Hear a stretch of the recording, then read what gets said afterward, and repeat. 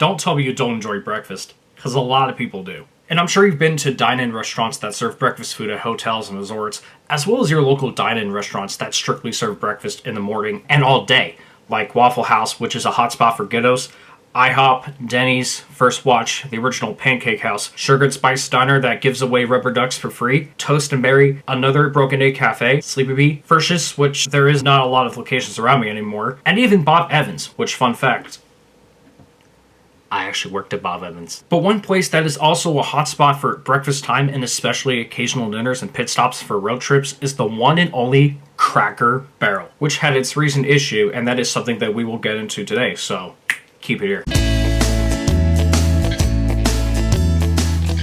What is up, my dudes and dudettes? This is Byron here, and welcome to another video.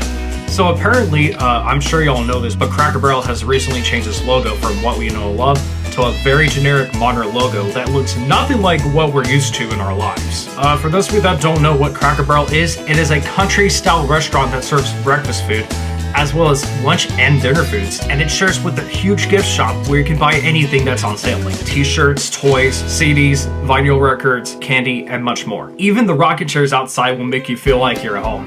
And that's not all. They offer a couple of hands-on games that you and your partner can play before your food comes. And one of them is a game of checkers, which is what we all know and love, and it is separate from your assigned table and booth where you can play it at any time.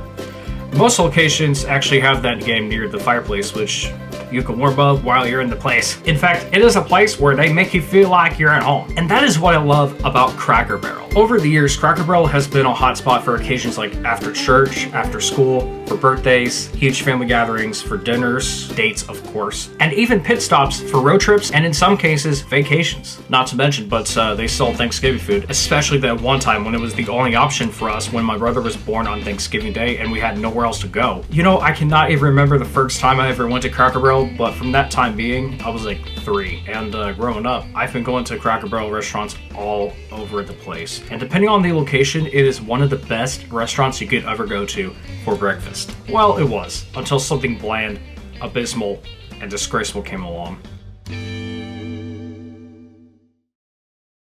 You see, Cracker Barrel has been struggling with its sales lately, mostly the quality of the food. However, the CEO of Cracker Barrel, Julie Fels-Massino, who has taken over the franchise since 2023, decided to go her way and create something that will look nothing like what Cracker Barrel has been. They changed the goddamn logo. Like, I'm sorry, but this logo is nothing like what we're used to, and nobody had any issues with the old logo that does not literally represent anything offensive. Hell, I never had any issues with the old logo, nor will I ever will have any. Like, everybody seems really fine with it for what it is and what it represents. I mean, take a look at this logo of theirs.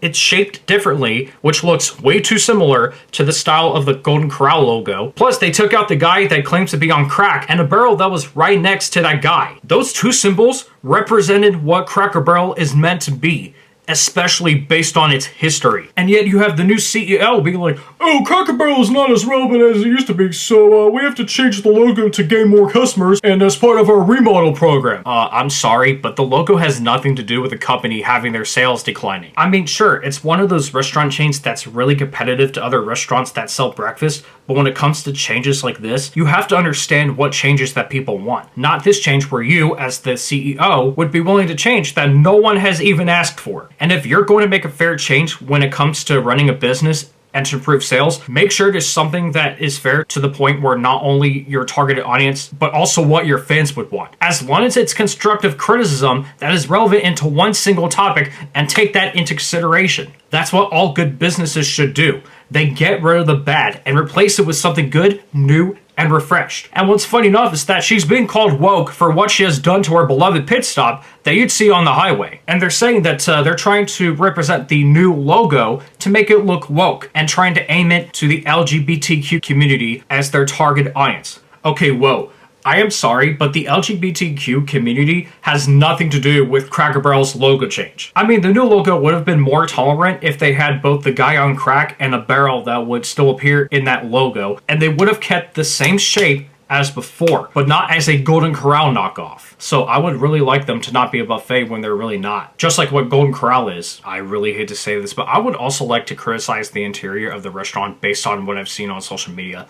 The fact that they painted the walls completely white makes it look like a different restaurant. And I'm like, what are you doing to that special gem that we've been used to for years? This is not a Bob Evans restaurant, and I don't know what you think you're doing, but this is not it. Like, if you're going to remodel, just keep the same grayish color and continue to make it more country style looking, not something that's right out of IHOP or Bob Evans where everything is all bright and colorful. And back to what we're discussing regarding the logo, I was right when I saw that new logo because nobody even likes that. And then a week later, you know what happened? Gratefully, they have decided to discontinue that logo and immediately bring back the old logo. I'm like, thank God. Hell, even President Trump doesn't like that new change at all before they went back to what they were. You know, comparing to Cracker Barrel, it is a shame that not a lot of people realize this similar damage to what other brands have been doing to themselves over the years. Like McDonald's, for example. Multiple locations used to be happy children with special offerings for families, including the beloved characters from McDonaldland. But like, they have decided to shut them all down for a new depressing middle-aged adult building at almost every single location that you go to. And Pizza Hut used to be huge for its red roof dine-in locations that offered most things. But they decided to chop them all off because not a lot of people would want to go out and eat there for lunch or dinner, not even on a Friday night like they used to. How fucking depressing.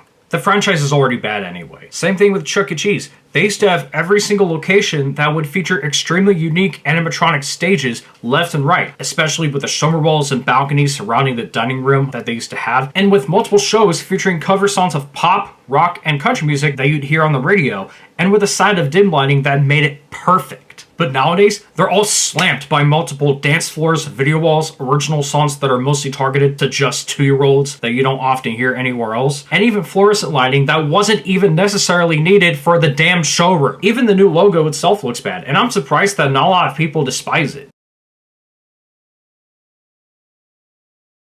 At the end of the day, I am honestly surprised that Cracker Barrel has changed its logo back to what it was after only a week, as if it was temporary.